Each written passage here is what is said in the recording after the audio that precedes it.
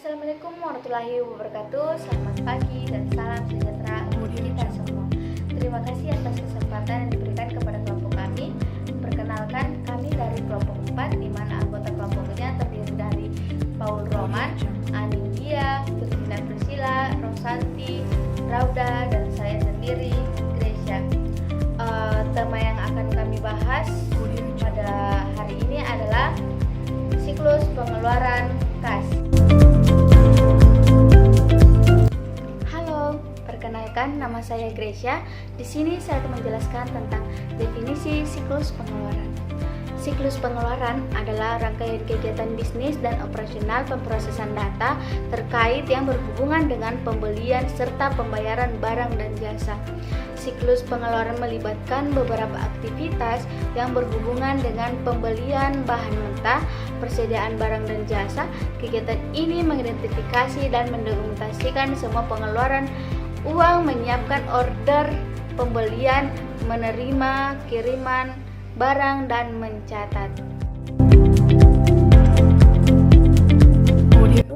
Saya Anindya kali ini akan menjelaskan tentang tujuan siklus pengeluaran. Tujuan utama dari siklus pengeluaran adalah untuk mempermudah pertukaran kas dengan para pemasok untuk barang dan jasa yang dibutuhkan, di mana tujuan khusus yang terkandung di dalamnya meliputi 1. Memastikan bahwa seluruh barang dan jasa dipesan sesuai keperluan. 2. Menerima seluruh barang yang dipesan dan memverifikasi bahwa barang tersebut adalah valid dan benar. 3. Menjaga barang tersebut sampai dibutuhkan. 4. Memastikan bahwa faktur yang berhubungan dengan barang dan jasa adalah valid dan benar. 5. Mencatat dan mengklasifikasikan pengeluaran secara cepat dan tepat. 6. Memposkan kewajiban dan pengeluaran kas ke dalam perkiraan pemasok yang tepat di dalam buku besar utang usaha. 7. Memastikan bahwa seluruh pengeluaran kas berhubungan dengan pengeluaran yang sudah diotorisasi. 8. Menyiapkan seluruh dokumen dan laporan manajerial yang diperlukan yang berhubungan dengan barang atau jasa yang diperoleh. Kemudian, fungsi siklus pengeluaran. Fungsi dasar sistem informasi akuntansi dalam siklus pengeluaran ada 3, yaitu memperoleh dan memproses data mengenai berbagai aktivitas bisnis, kemudian menyimpan dan mengatur data untuk mendukung pengambilan keputusan, dan yang terakhir menyediakan fungsi pengendalian untuk memastikan kendala data dan penjagaan atas sumber daya organisasi.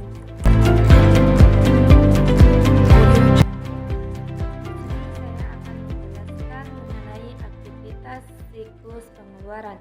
Ada 5 aktivitas dasar dalam siklus pengeluaran, yaitu sebagai berikut. Yang pertama, aktivitas permintaan pembelian barang atas kebutuhan barang dan jasa. Dokumen ini berisi daftar pemesanan yang meliputi tujuan pengiriman barang, tanggal pemesanan, nama dan jenis barang, dan kuantitas pemesanan. Yang kedua, aktivitas pemesanan barang dan jasa yang akan dibeli. Dokumen ini berisi tentang permintaan atas barang dan jasa ke supplier sekaligus pengirimannya. Yang ketiga, aktivitas penerimaan barang dan jasa yang telah dibeli.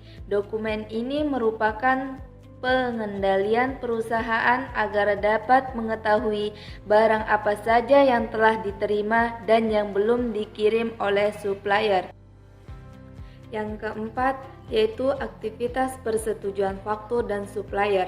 Dokumen ini merupakan pengendalian perusahaan agar dapat mengetahui berapa jumlah yang harus dibayar sesuai dengan jumlah barang yang telah diterima sesuai dengan kenyataannya. Dan yang terakhir yaitu aktivitas pembayaran atas pembelian barang dan jasa. Dokumen ini berisi tanggal pembayaran, jumlah harga yang harus dibayar, beserta nomor faktur. Hal ini merupakan pengendalian perusahaan agar dapat mengetahui jumlah pengeluaran kas perusahaan. Begitulah aktivitas siklus pengeluaran yang dapat saya jelaskan. Terima kasih.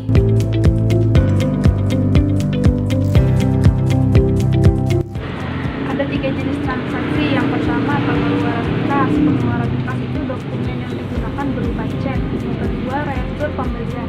Retur pembelian dokumen yang digunakan itu berupa memo debit. Yang ketiga, pembeli kredit. Dokumen yang digunakan adalah permintaan pembelian, pesanan penerimaan, laporan penerimaan barang, dan voucher. Kemudian yang selanjutnya adalah pengendalian siklus pengeluaran. Aktivitas pengendalian yang pertama yaitu otorisasi transaksi. Pemrosesan penjualannya itu pengendalian persediaan. Penerimaan kasnya itu bagian utang usaha mengotorisasi pembayaran. Yang kedua, pemisah penugasan. Pemrosesan penjualannya yaitu pengendalian persediaan dipisahkan dari bagian pembelian dan penyimpanan persediaan. Buku besar utang terpisah dari buku besar.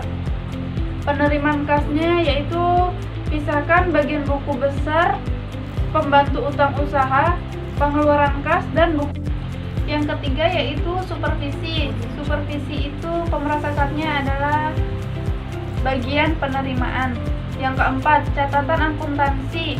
Catatan akuntansi itu proses penjualannya buku pembantu utang usaha, buku besar, file permintaan pembelian, file pesanan pembelian, dan file laporan penerimaan. Penerimaan kasnya file voucher utang, buku pembantu utang usaha, jurnal pengeluaran kas, akun kas di buku besar. Yang kelima, aktivitas pengendalian akses. Proses penjualannya keamanan fisik aktiva bebas akses hanya ke catatan akuntansi di atas. Penerimaan kasnya keamanan yang memadai atas kas, batas akses ke berbagai catatan akuntansi di atas. Yang keenam yaitu aktivitas pengendalian verifikasi independen.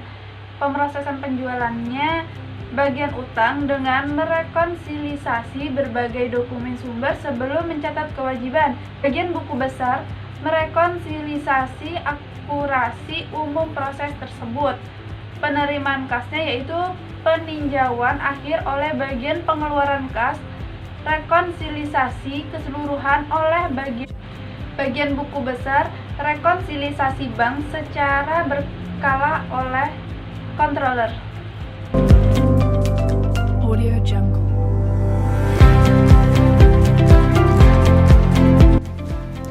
Ini adalah contoh kasus pengeluaran kas sekolah. Yang pertama, tim pembelanjaan membuat invoice sesuai yang ada dalam RKS triwulan atau tahunan sekolah. Yang kedua, tim pembelanjaan memberikan kepada bendahara. Yang ketiga, bendahara mengecek kesesuaian antara invoice dan isi RKAS. Yang keempat, bendahara membuat cash voucher yang akan ditandatangani oleh kepala sekolah, bendahara, bos, serta tim pembelanja. Audio Jungle.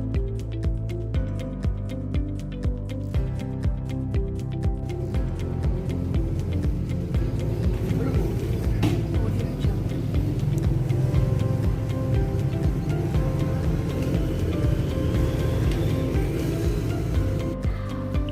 Yang kelima, setelah cash voucher di-approve dan telah menerima dana, tim pembelanja langsung melaksanakan tugasnya. Setelah tim pembelanja pulang melaksanakan tugasnya, tim pembelanja menyerahkan nota-nota pembelian kepada bendahara. Yang ketujuh, setelah menerima nota dari tim pembelanja, bendahara mengecek nota dan cash voucher. Setelah semuanya sesuai, bendahara akan melakukan